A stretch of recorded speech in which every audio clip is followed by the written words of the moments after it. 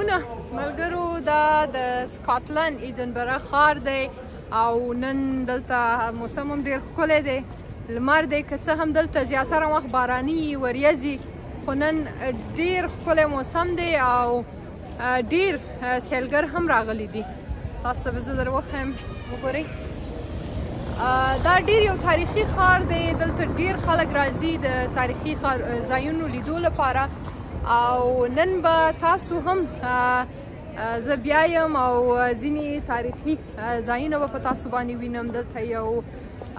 ډېر ښه میوزیم دی د سکاټلند نېشنل میوزیم دی او د دې ترڅنګ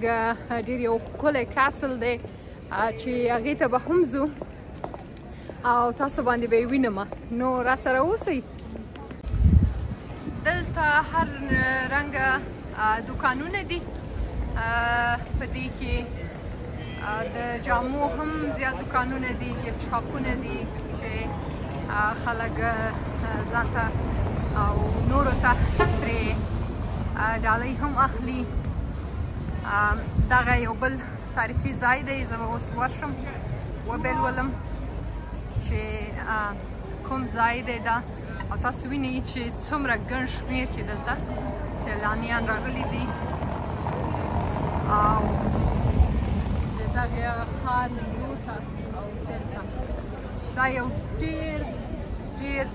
لوی چرچ دی تاسو دا وینئ ډېر مشهوره چرچ دی د ایډنبرا ښار د دې لیدو ته هم ډېر خلک راځي ډېر عیسویان راځي د ډېرو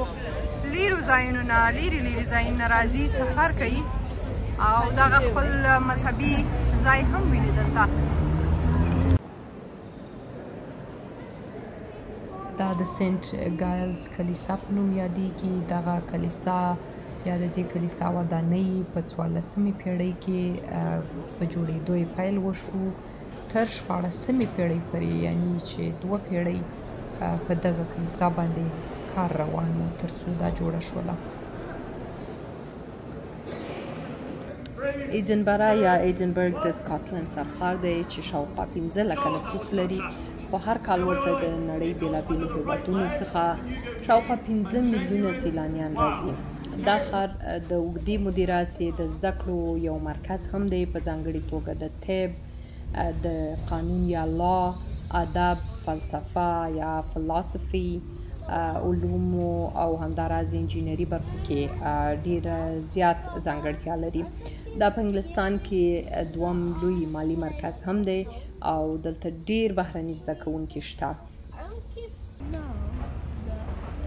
دا پرنسز سټریټ ګارډن دی چې د ایډنبرګ ډېر ښکلی یو باغ دی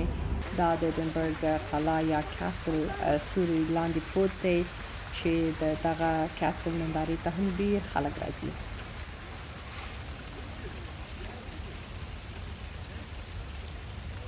دا لاندې ټول د ایډنبرا ښار دی چې تاسې ګورئ او د ایډنبرګ کلا ده چې د سکاټلند په سلطنت کې یو له خورا مهمو کلاو څخه و چې په 14مې پیړۍ کې د سکاټلند د خپلواکۍ له جګړو راهیسې ډېری تاریخي جنګونه په دې کلا کې شوي دي د دغه ښکلي ښار نورې ویډیوګانې به هم ستاسو لپاره خپروم راسره مل اوسئ